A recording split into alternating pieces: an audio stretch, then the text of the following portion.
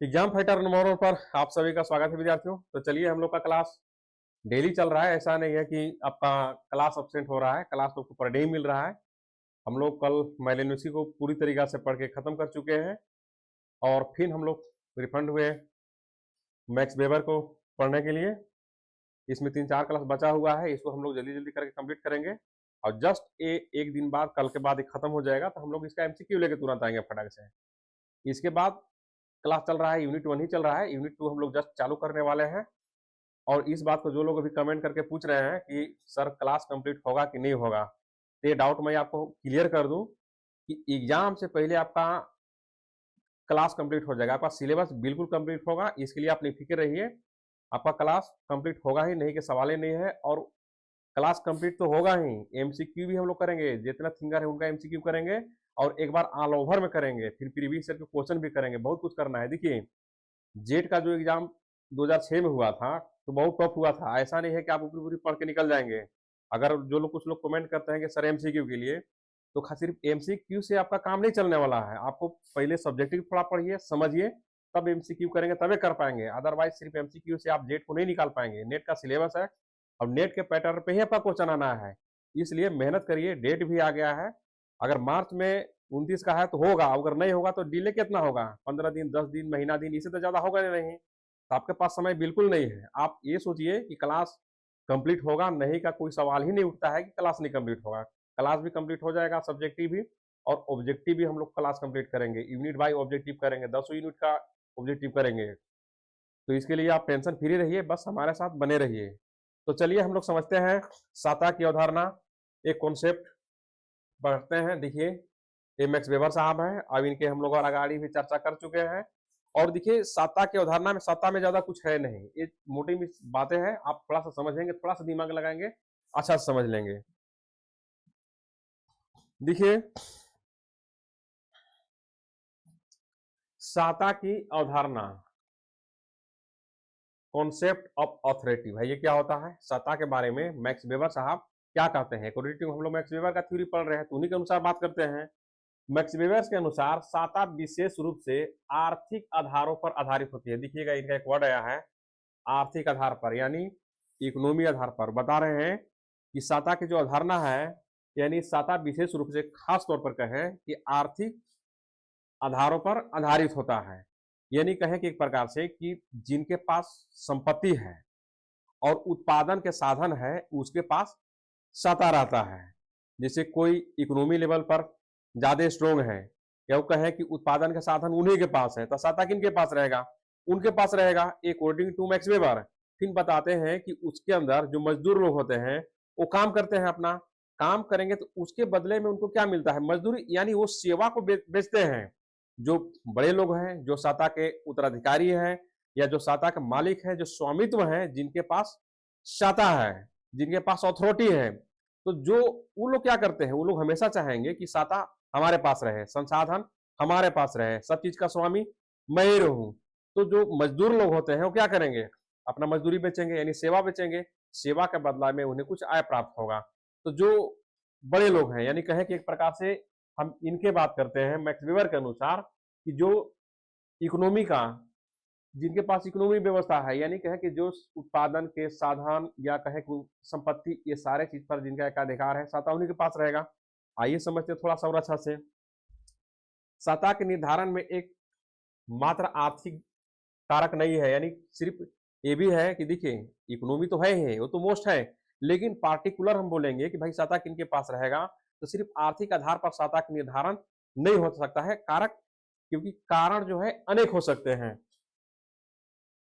मालिक वर्ग उत्पादन के साधन तथा मजदूरों की सेवाओं पर अपने अधिकार बढ़ाने के प्रयत्न करते रहते हैं। ये बात तो फैक्ट है कि जो मालिक वर्ग है, यानी कि जो मालिक है, तो क्या चाहेगा व्यक्ति? वो तो चाहेगा कि जो सेवाएं हैं, एक के अधिकार, यानी जो मजदूरी की जो सेवाएं हैं और साधन, उस दोनों पर उन लोगों का अधिकार हो। आप एक सरल भाषा में समझिए कि आप मालिक हैं किसी चीज के। आप अगर मालिक हैं, तो अगर आपके पास संपत्ति है और उत्पादन के साधन है, तो आप मजदूरों का जो सेवा तो खरीदेंगे ही ना, सेवा तो कराएंगे ही उनका। उसके बदले में उनको जो भी पे करेंगे, आप तो सेवा लेंगे उनसे, उनका सेवा खरीदेंगे। उनके सेवा के बदले में आप उन्हें मजदूरी देंगे, उसके बदले में वो आपको सेवा देगा। तो आप क्या सोचेंगे? आप चाहेंगे कि भाई जो उत्पादन के जो संपत्ति है, जो साधन है, जो सिस्टम है, जो व्यवस्था है, वो मेरा पास ही बना रहे। आप भी प्रयास करेंगे इस क्षेत्र में है तो हमारा एकाधिकार हो। तो ही बता रहे हैं सत्ता के बारे में मैक्स वेबर साहब। दूसरी ओर मजदूर अपनी सेवाओं के बदले में प्राप्त मजदूर पर अधिकाधिक अधिकार पाने की चेष्टा करते रहते हैं। सत्ता उन्हीं के हाथों में रहती है जिनके पास संपत्ति तथा उत्पादन के साधन केंद्रित हो। देखिएगा यहाँ पे एक वर्ड आया है, इस वर्ड से समझ लेंगे, इतना ही में आप समझ लेंगे कि सत्ता उनके पास रहेगी जिनके पास संपत्ति है और उत्पादन के साधन केंद्रित है। ये जिनके पास है उन्हीं के पास सत्ता रहेगी।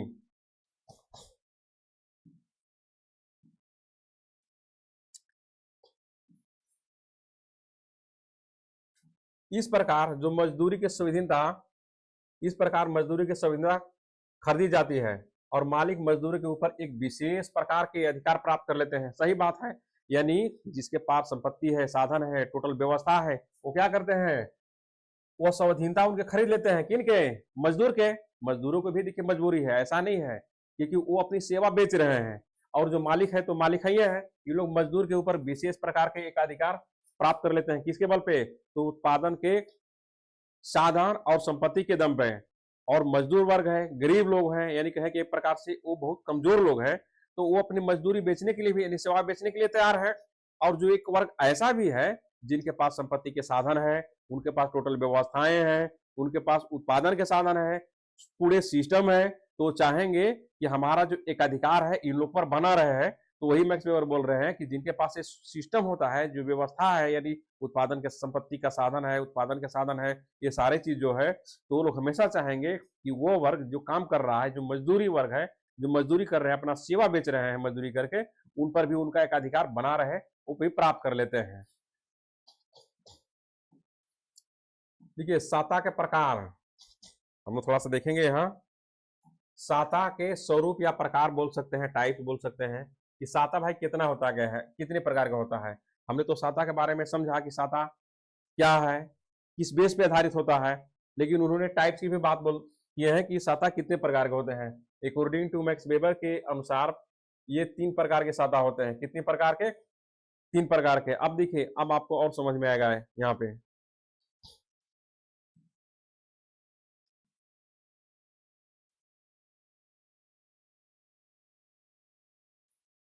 वैधानिक सत्ता देखेंगे। वैधानिक सत्ता क्या है भाई? अब देखिए यहाँ पे लिखा है लीगल अथॉरिटी। आपको नाम से ही समझ में आ जाएगा क्या कह रहा है, लीगल अथॉरिटी यानी वैधानिक सत्ता। देखिए राज्य द्वारा कुछ प्रतिपादित सामान्य नियम के अनुरूप उत्पन्न अनेक पद होते हैं। अब राज्य के द्वारा जो एक प्रकार से कहें कि राज्य सरकार के द्वारा जो कुछ पद सृजित किया जाते हैं, या कुछ ऐसे पद होते हैं जिनके साथ विशिष्ट प्रकार की सत्ता जुड़ी रहती है। ये परफेक्ट है कि सत्ता उनके साथ जुड़ी रहती है।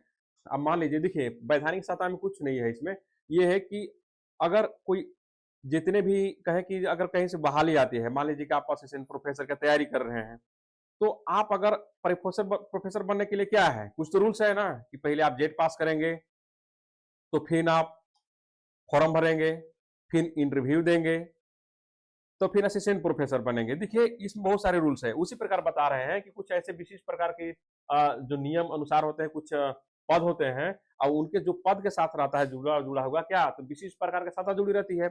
अब मान लीजिए आप एक प्रोफेसर बन गए, तो प्रोफेसर के अंदर का जो चीज आती है, जो साता उसके अंदर चले जाएगी। यानी कहें यूनिवर्सिटी लेवल पर हम बात करते हैं, कोई वीसी बना है, कोई व्यक्ति वीसी बना है, जो वीसी बैठा है, तो जितने यूनिवर्सिटी लेवल पर रूल रेगुलेशन होंगे उस सत्ता का अधिकारी होगा, क्योंकि उसके अंडर में है। जितने भी कर्मचारी हैं, क्लर्क है, सब उनके अनुसार काम करेंगे। अब मान के चलिए एक उदाहरण लेते हैं कि एक सिविल कोर्ट के कोई व्यक्ति जज बन जाता है, तो जज बनता है तो उसका जितने भी रूल रेगुलेशन होगा, उसके साता, उससे रिलेटेड जो साता है उसी के पास चला जाएगा, उसका उत्तराधिकारी है।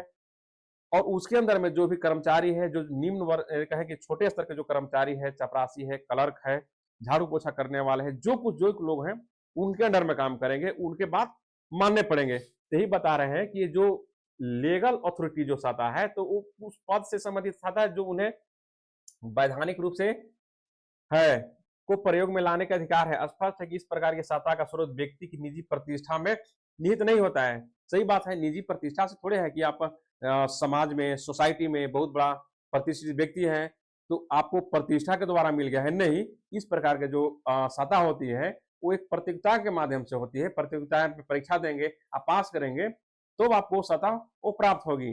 अब इस सतह के अंतर्गत जितने भी एक बड़े अधिकारी होते हैं तो उसके जो निचले अधिकारी हैं या कहे कि एक प्रकार से कलेक्टर चपरासी जो मैंने बताया, तो इसके अंतर्गत काम भी करते हैं। तो यही बता रहे हैं कि बल्कि जिन नियमों के अंतर्गत वह एक विशिष्ट प्रकार के पदसीन है उन नियमों को साता में निहित है, इसलिए इसका क्षेत्र वही तक सीमित है जहां तक वैधानिक नियम में व्यक्ति विशिष्ट अधिकार प्रदान होते हैं। सही बात, यानी जो अथॉरिटी है तो जहां तक इसका रूल जिस नियम कानून के जितना आता है उतना ही उसके तक वो सीमित है। यानी वैधानिक सत्ता के अंतर्गत कोई व्यक्ति वैधानिक सत्ता के नियम से कहे कि कुछ बन जाता है तो जो सत्ता रहेगा उस यानी जो पद के अनुसार जो सत्ता रहेगा उसके पास चला जाएगा, उसका उत्तराधिकारी होगा। यानी वैधानिक सत्ता यही है।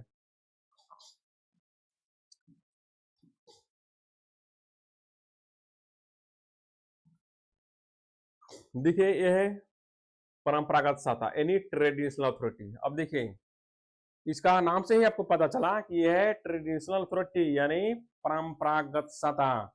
कुछ ऐसी सत्ताएं होती हैं, यानी ये इस प्रकार की सत्ता है कि इसके लिए किसी प्रतियोगिता को पास नहीं करना है, नहीं।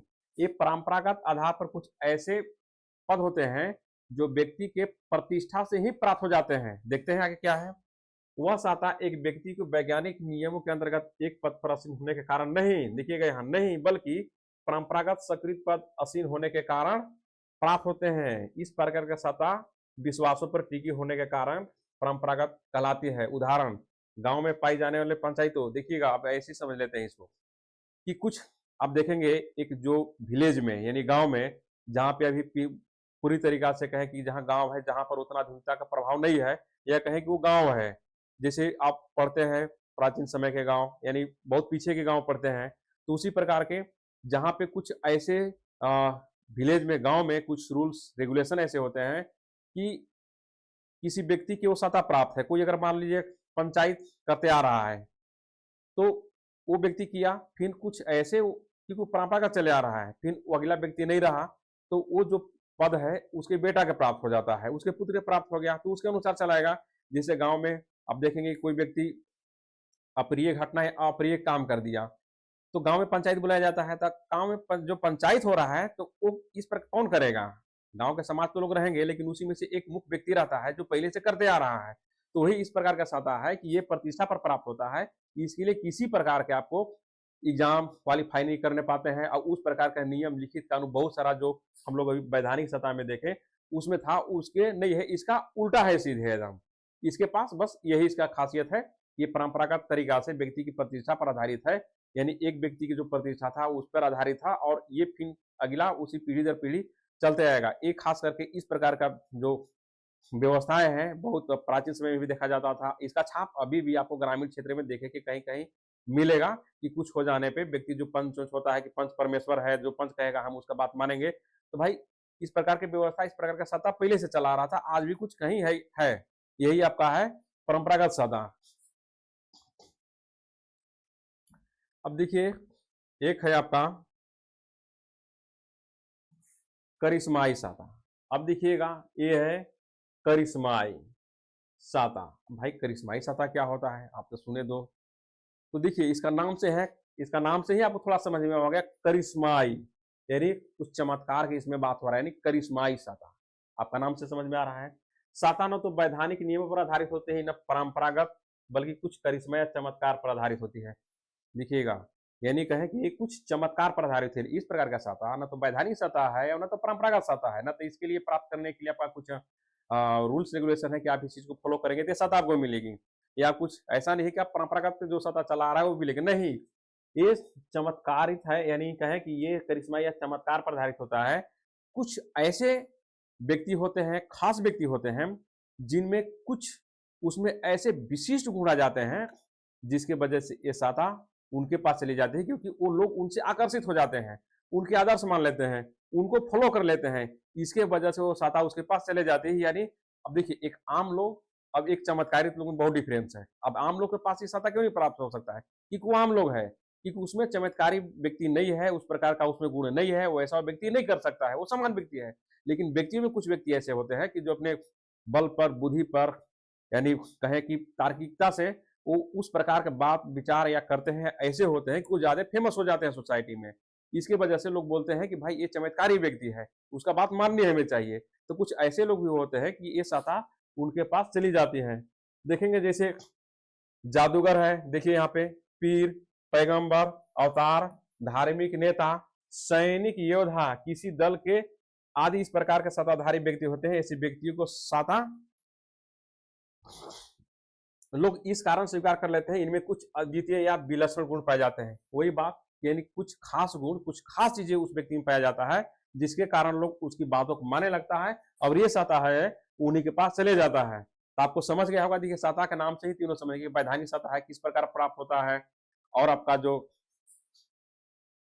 एक करिश्माई सत्ता है वो किस प्रकार का प्राप्त होता है। तो आप समझ गए। और परंतु इस ध्यान रखेंगे, इसमें एक वर्ड आया है आपका कि ये देखिए जो सत्ता है करिश्माई सत्ता है, खास करके ये सत्ता परंपरागत सत्ता या वैधानिक सत्ता में भी बदल सकती है। इस चीज को ध्यान रखेंगे।